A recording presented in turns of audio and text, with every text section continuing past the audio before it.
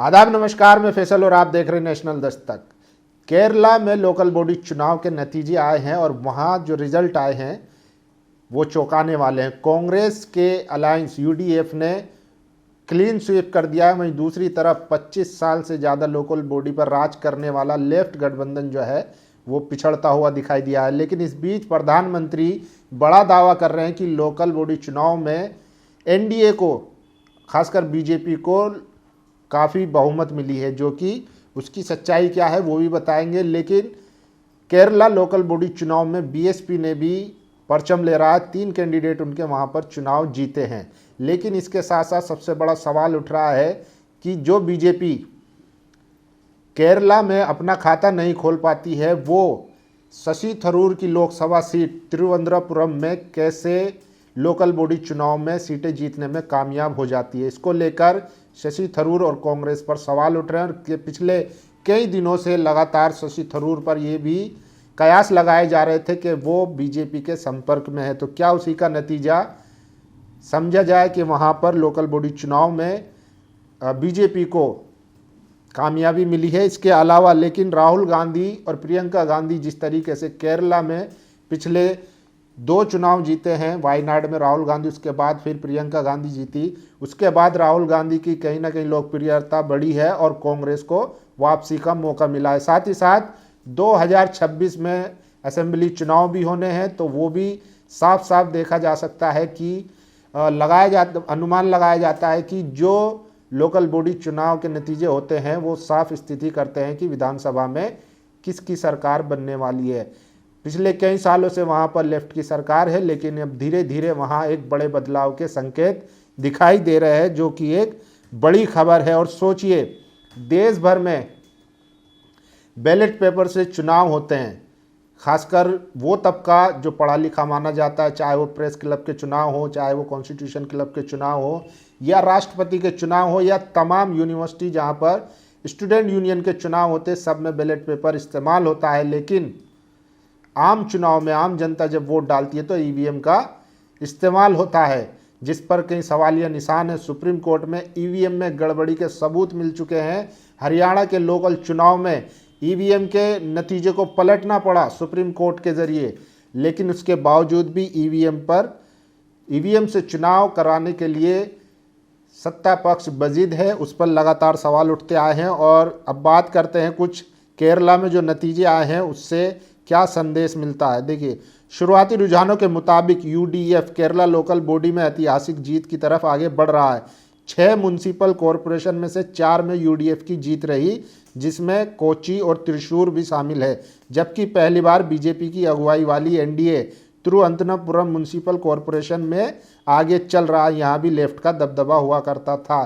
तो क्या लेफ्ट ने कांग्रेस के डर से वोट अपना एनडीए की तरफ शिफ्ट कर दिया है?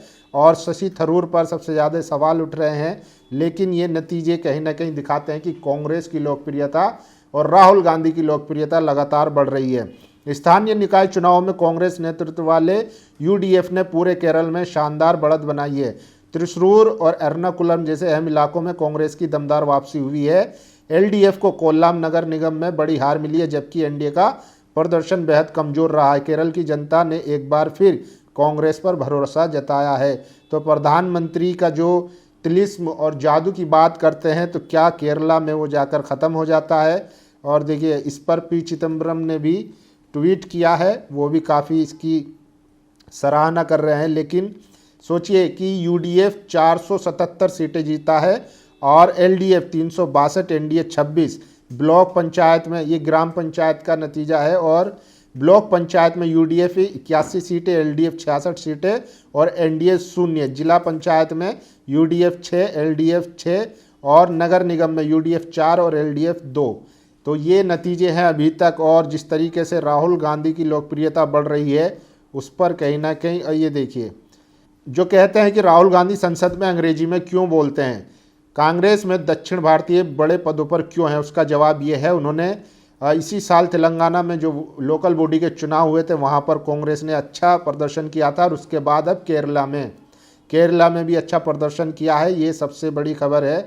सालों से केरल की सत्ता पर काबिज एलडीएफ को लोकल बॉडी इलेक्शन में बड़ा झटका लगा है। इस बार इस चुनाव में कांग्रेस की अगुवाई वाली यूडीएफ पर केरल की जनता ने भरोसा जताया। केरल में पिछले कई सालों से एक ट्रेंड चलता है, जो भी पार्टी लोकल बॉडी इलेक्शन में जीत दर्ज करती है, आगे चलकर 3-4 महीने बाद होने वाले विधानसभा चुनाव में वही पार्टी जीत दर्ज करती है। अगर यही ट्रेंड इस बार भी चला तो समझ लीजिए कांग्रेस इस बार बड़ी जीत के साथ केरल में सरकार बनाने जा रही है। केरल के लोगों में पिछले कुछ सालों में प्रियंका गांधी और राहुल गांधी की लोकप्रियता भी बढ़ी है। केरल की वायनाड सीट से प्रियंका गांधी लोकसभा सांसद भी हैं, इसका भी बड़ा प्रभाव दिख रहा है। तो क्या इस बार आने वाले विधानसभा चुनाव में कांग्रेस बड़ा उलटफेर कर सकती है केरल में?